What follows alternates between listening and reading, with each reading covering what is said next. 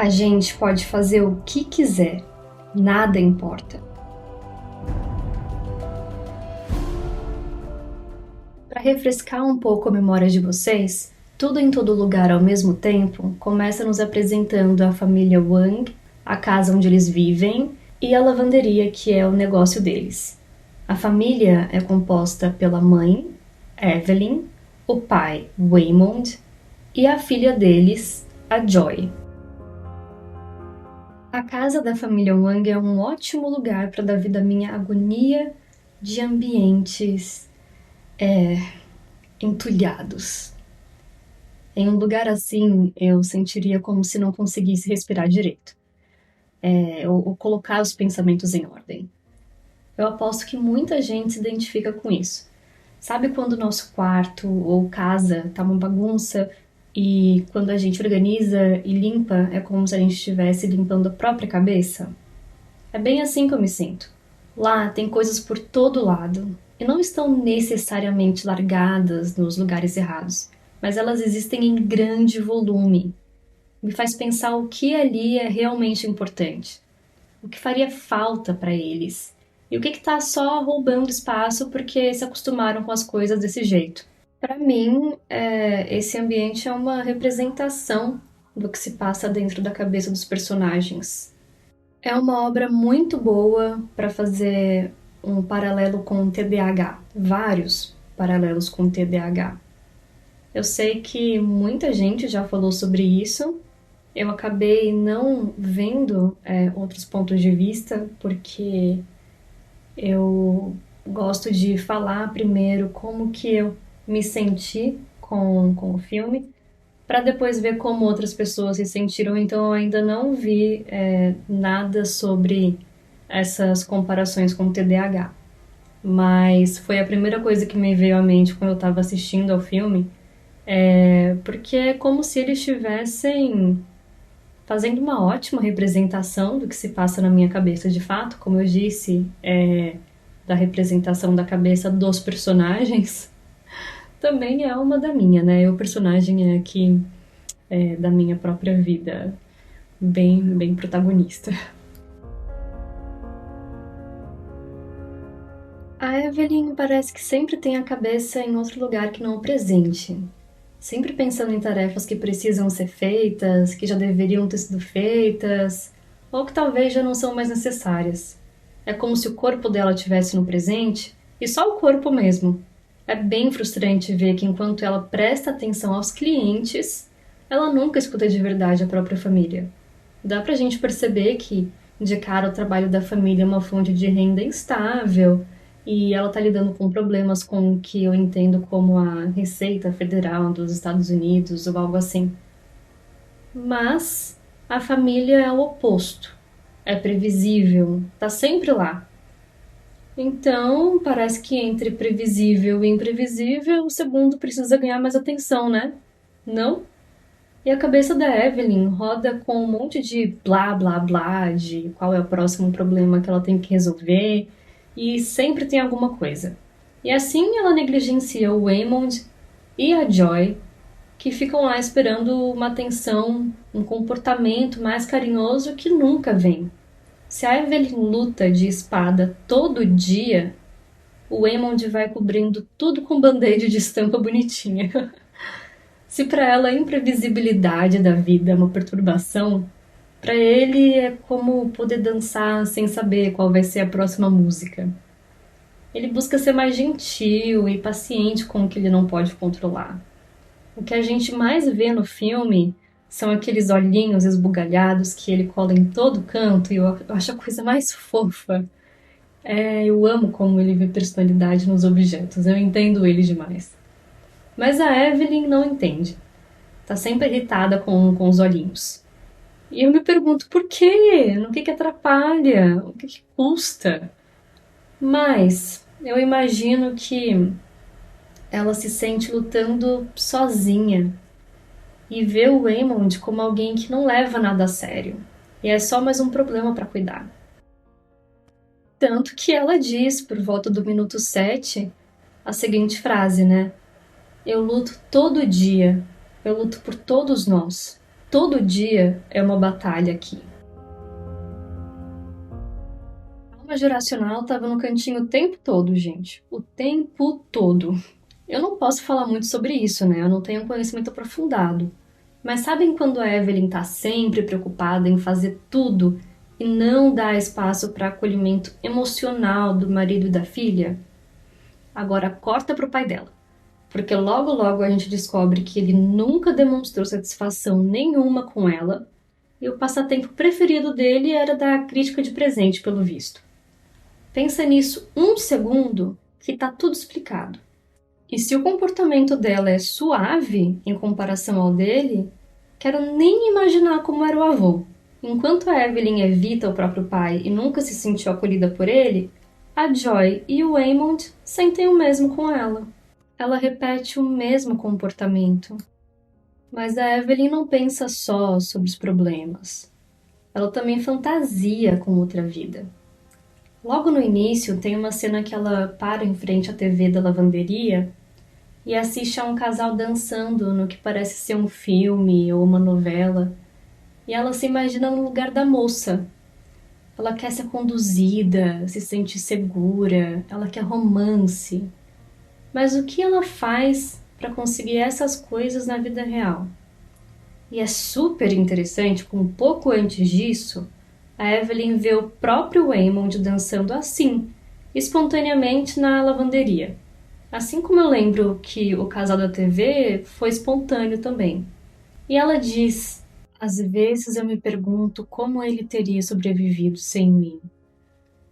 Como assim, mulher? Sabe? Nossa, presta atenção no que você tem aí do lado. Tem quase todos os ingredientes para a receita que você quer fazer. Eu fiquei indignada nessa hora. E pelo visto eu tô indignada ainda. Não superei. Não, mentira, superei sim, porque depois ficou tudo bem. E mais, na legenda da TV diz que o casal vive a vida junto. Mas, se ela tá triste enquanto tem essa fantasia, então é uma confirmação de que a Evelyn se sente sozinha mesmo. Ela não vê os esforços do Waymond. E é muito curioso, porque ele se comporta de um jeito muito parecido com o que ela gostaria de ter por perto. Mas agora vamos lá por volta do minuto 14, quando o Waymond do universo Alpha, que eu vou chamar de Waymond Alpha, justamente, quando ele explica para ela como usar as ferramentas para ir para outras realidades, nós vemos que ela é uma decepção pro pai desde que ela nasceu, literalmente, né, por ter nascido menina na China. E lembrem que o homem jogava ela para baixo como se estivesse tentando fazer ela virar microscópica. E por isso ela se encanta pelo Waymond quando conhece ele. Ali ela tem uma chance de viver como ele vive. Ela se apega a ele como se fosse um colete salva-vidas. E acredita, junto com ele, em uma vida nova, mesmo que essa vida viesse com dificuldades. E com o Waymond, ela teve alegria, né? A filha Joy. Por algum tempo, isso funcionou, ela viveu a vida junto com ele, assim como o casal da TV. Então, ela fantasia com o quê? Com voltar no tempo? E sim, pelo visto, é isso mesmo. A Evelyn está em reunião com aquela funcionária do governo quando ela conhece o Waymond Alpha. E ela está totalmente distraída porque nesse momento a Evelyn já está vivenciando dois lugares ao mesmo tempo. Espero que vocês lembrem. Aí a funcionária pergunta para ela se ela está com eles, em tradução literal. Mesmo que isso seja ela perguntando se a Evelyn está prestando atenção, ao mesmo tempo pode servir como uma pergunta literal, já que a Evelyn estava mesmo revezando a consciência entre realidades. Eu gosto desses detalhes, eu fico... Ah, eu vi o que você fez aí. Esse momento é uma boa representação de como a Evelyn está sempre com a cabeça em outro lugar e como é difícil para ela priorizar tarefas. Ela vai mesmo para outro mundo quando ela deixa a mente correndo livre. Um oferecimento TDAH. Ainda na mesma cena, a gente vê a funcionária, acho que era uma auditora, né? A gente vê ela listando todas as coisas que foram compradas pelo casal para uso na lavanderia e como elas são bem aleatórias. A Evelyn tenta justificar dizendo que é cantora, escritora, professora, treinadora vocal e terapeuta de Watson, que eu descobri o que era vendo esse filme, inclusive. E o que essas coisas têm a ver com a lavanderia? Mas, ao mesmo tempo, me fez pensar como a Evelyn se vê como uma realizadora de multitarefas, como ela tem potencial para viver de uma vez só tudo o que ela poderia ser. E também me lembra das compras por impulsividade, quando são ligadas a novos hobbies ou profissões que acabam sendo largados e trocados por outra coisa, e isso é muito comum no TDAH. E para ser bem óbvio mesmo, eu gosto quando a Evelyn está se distraindo muito e o emo de alfa diz para ela relaxar o outro corpo e deixar ele no piloto automático. E é totalmente o que a gente faz quando a nossa mente viaja. A gente nem percebe que deixou o corpo para trás. E o Waymond também diz: eles não sabem que estamos nesse universo. E eu espero que seja mesmo assim, porque quando eu me distraio e continuo olhando para a pessoa com quem eu estou conversando, às vezes eu tenho certeza, assim, sinto em minha alma que tá na minha cara que eu não tô ali. Mas, quando a Evelyn continua tentando estar nos dois lugares ao mesmo tempo, o Waymond Alpha diz que aquele momento com ele é o mais importante. Ou seja, ele está ajudando ela a priorizar. Quem tem TDAH agradece. Eu agradeço, pelo menos. E aí ele também diz: a cada momento que se passa, você teme ter perdido a chance de ter feito algo mais na sua vida. E aqui, eu morri, senhoras e senhores. Eu morri e eu acho que eu não voltei mais. Lembram de quando eu falei das diversas profissões que ela disse ter para se justificar? É isso de novo, essa vontade de poder fazer um pouco de tudo por conta do medo de perder tempo de vida e experiência. E a gente sabe que é justamente na tentativa de viver tudo ao mesmo tempo que a gente pode acabar perdendo noção do que é mais importante. E a gente também sabe que não é fácil, porque parece natural. É natural, né? A nossa cabeça tá pensando em várias coisas ao mesmo tempo. É uma questão de prática, de hábito, quando e se faz sentido pra gente. E aí, de volta no universo base, a Evelyn e o Waymond conseguem mais tempo para organizar os documentos deles, né? Mas a Evelyn pede mais tempo do que a funcionária daria, e o pai dela diz: ela sempre foge, nunca termina o que começa. Claro que eu não levo o que ele diz como sendo verdade, já que a gente sabe que ele tem uma visão de mundo extremamente rígida, mas também é uma fala que pode ser um vislumbre da dificuldade da Evelyn de focar em apenas uma coisa, né? Como eu acabei de comentar. Só que ela escuta o que ele disse e ela fala que ele está muito enganado. E de fato, ele não faz ideia de tudo que ela faz e de quanto esforço ela precisa reunir para isso. Ter os próprios esforços diminuídos como não sendo bons o suficiente ou como sendo nada é um discurso, infelizmente, muito comum de alguém com TDAH ouvir. Acho que também é nessa cena que a Evelyn acaba socando a auditora do universo base por engano, porque ela se confunde com a outra realidade que ela estava. Quem nunca descarregou as frustrações na pessoa errada e acabou machucando quem não tem nada a ver com a situação? Grandes reflexões, meus caros. Quando a Jabutupac aparece pela primeira vez, a gente escuta a seguinte frase: Jobutupac já viu de tudo e sabe de tudo. Ela sabe o que te motiva e consegue sentir o grau de fragilidade do seu amor próprio. A nossa motivação tem uma origem saudável ou vem da fragilidade do nosso amor próprio? Será que às vezes O que motiva é o medo de nunca ser bom o suficiente. Eu mesma, às vezes, entro numa espiral de imaginar tudo que poderia ser e sinto uma vontade insaciável de sair fazendo tudo virar realidade. E o Eamon Alpha diz para Evelyn: as menores decisões geram grandes diferenças ao longo da vida. Toda pequena decisão cria outro universo ramificado. Você não estava prestando atenção? E mesmo essa pergunta que ele faz no final me deixa aflita, porque sim, eu penso em tudo e isso é enlouquecedor, meu amigo. Quando o Eamon Alpha explica sobre a Jupiter, ele diz para Evelyn: você fica à noite se perguntando, e a Evelyn completa com como podemos voltar? E ele diz que essa é a missão do Alphaverso, que é levar todos de volta ao que deveriam ser, e que por isso que eles precisam enfrentar o domínio caótico da Jubutpak. Agora vem o plot twist, o meu plot twist, né? Esse diálogo leva a gente lá para trás, quando eu comentei sobre a Evelyn fantasiar com outras vidas, e que talvez ela só queira voltar para quando ela viu o futuro repleto de possibilidades. Sabem quando na vida a gente se envolve em algumas side quests e esquece da main quest? E aí vem essa sensação de nostalgia e essa questão de como voltar para o que deveria ser.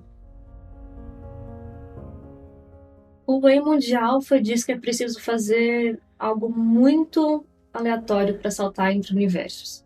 Quanto mais aleatório, melhor. Quem tem TDAH sabe como a gente viaja em algum tema que não tem nada a ver com o que está acontecendo naquela hora? E aí a gente para pensar como a gente chegou ali? E foi uma coisa que a gente percebeu, ou a gente pensou, que levou a outra coisa, e depois outra coisa, e aí chega num ponto sem conexão nenhuma com o início. E se a gente está com outra pessoa, né, se a gente está conversando com outra pessoa nessa hora, pode ser até meio embaraçoso de explicar o que aconteceu. Mas então, seguindo. O Eamon Alpha explica que a cada salto se cria uma rachadura na mente, como um jarro de água. E essa água vaza enquanto a pessoa fica entre universos. Mas ele diz que com prática é possível fechar essas rachaduras. A gente pode pensar que as rachaduras se formam quando se habitua a sonhar acordado pensando no que poderia ter sido se tivessem sido feitas escolhas diferentes. Ele até mesmo diz que se você ceder à tentação e ficar em outro universo, algo pior que a morte poderia acontecer. Ele diz que a Evelyn só deve usar os outros mundos para aprender habilidades especiais. Ou seja, super legal viajar imaginando possibilidades diferentes. A gente sempre pode usar isso para perseguir desejos na prática. E nada legal acabar preso dentro da própria cabeça em um mundo ilusório. Logo, a Evelyn conhece a Jubutpak e descobre que ela é a própria filha, a Joy. E a Jobu mostra aquela rosquinha gigante, meio buraco negro, que ela criou. E ela diz para Evelyn que ficou entediada um dia e colocou tudo na rosquinha. Todas as esperanças e sonhos, os antigos boletins da escola, todas as raças de cães e tudo mais. E diz que quando você coloca tudo em uma rosquinha, ela vira a verdade. Nisso, a Evelyn pergunta qual é a verdade. E a Jo responde que nada importa. E para Evelyn isso soa muito deprimente, um sinal ruim da saúde mental da Joy. E diz que se recusa a acreditar que a filha acredita mesmo naquilo. Mas a Joy, mesmo melancólica, diz que a sensação é boa. Diz que se nada importa, então toda dor e culpa que você sente por não ter feito nada na sua vida vai embora. E é totalmente compreensível. Se ela viu tudo e sabe que é um fato, que todas as possibilidades existem simultaneamente, então é natural uma conclusão de que nada importa. Imagino que seria a resposta da maioria das pessoas se tivesse no lugar dela. Eventualmente, o Eamon de Alpha conta para Evelyn que ela é uma versão especial dela mesma que estava sendo procurada para deter o que eles acham que é o plano maligno da Joy, né? E a Evelyn diz: "Mas eu não sou boa em nada. Como pode ser eu quem vocês procuram?" Eu fiquei até triste de ouvir ela falar desse jeito, tão vulnerável, sabem? No início do filme, eu não esperaria que ela admitisse alguma vulnerabilidade. E mesmo assim, ela parecia frágil. Agora, quanto mais ela quebra a própria realidade, mais sólida ela parece. Como se a força dela tivesse em se abrir do jeito que antes ela não sabia fazer. E aí o Waymond responde: exatamente. Já vi milhares de Evelyns, mas nenhuma era como você. Você tem tantos objetivos inacabados e sonhos que nunca seguiu. Você tá vivendo a sua pior versão. Pra que ter inimigos, né? Não, essa cena foi ótima. E aí ela já quer se defender, né? Ela diz que não pode ser a pior. É tipo brasileiro, quando a gente fala mal do Brasil e aí um estrangeiro acha que pode concordar, mesma coisa. Mas continuando, o Eamon explica o que ele quis dizer. Ele diz que você não vê? Cada fracasso aqui gerou sucesso de outra Evelyn em outra vida. A maioria das pessoas tem poucos caminhos alternativos de vida. Mas você é capaz de qualquer coisa, porque é tão ruim em tudo. Boa, Alpha Waymond, boa! Eu fiquei que nem a Nazaré da matemática nessa hora. Eu não sabia se eu me sentia ofendida ou inspirada. Acho até que me sinto mais inspirada, porque faz sentido o que ele disse. A Evelyn abriu tantas portas através dos desejos e dos planos inacabados que ela pode chegar a qualquer lugar que ela quiser, se ela acreditar que pode. Dizem que sonhar é meio caminho andado. É revelado para que a Joy criou a rosquinha. Ela quer deixar de existir, já que, como ela disse, nada importa. Se nada importa, nenhum plano, nenhuma expectativa faz sentido. E nesse ponto, a Evelyn já consegue viver em vários universos e entende melhor o que a filha sente. E ótimo, era isso que a Joy queria o tempo inteiro. Ela queria companhia, acolhimento, que alguém entendesse exatamente o que ela sente. Exatamente. Mas o plano não dá muito certo. Ela acredita que já que a Evelyn agora entende tudo, então ela vai ter uma companhia para entrar na rosquinha e destruir a própria vida. Ela diz que agora a Evelyn não vai mais conseguir viver sem que todos os outros universos estejam gritando pela atenção dela. Ela nunca vai estar verdadeiramente no presente. E também diz que a maioria do tempo é só confusão e contradições, e só em momentos muito breves alguma coisa faz algum sentido. Socorro, né? Porque ela me descreveu aí e me digam que eu não tô sozinha. Eu sei que não. Agora é hora da Evelyn se desculpar com a Joy, né? Ela se sente culpada por não ter entendido a própria filha. Mas a Joy fala sobre os planetas e as novas descobertas científicas. E aí ela diz o seguinte: cada nova descoberta é só um lembrete. Ao que a Evelyn completa com: somos todos pequenos e estúpidos. Mas essa nova compreensão da Evelyn pesa mais a melancolia da Joy, porque ela esperava que a Evelyn visse algo que ela não viu, que tivesse outra saída além de deixar de existir.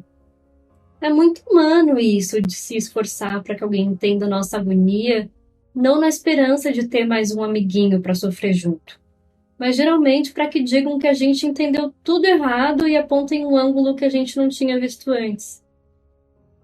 A Evelyn e a Joy juntas não encontraram uma solução. Mas o TDAH, mais uma vez, salva o dia. Pois é, ele salva também. A Evelyn ainda estava se distraindo com outros universos enquanto ela estava tendo essa conversa com a Joy.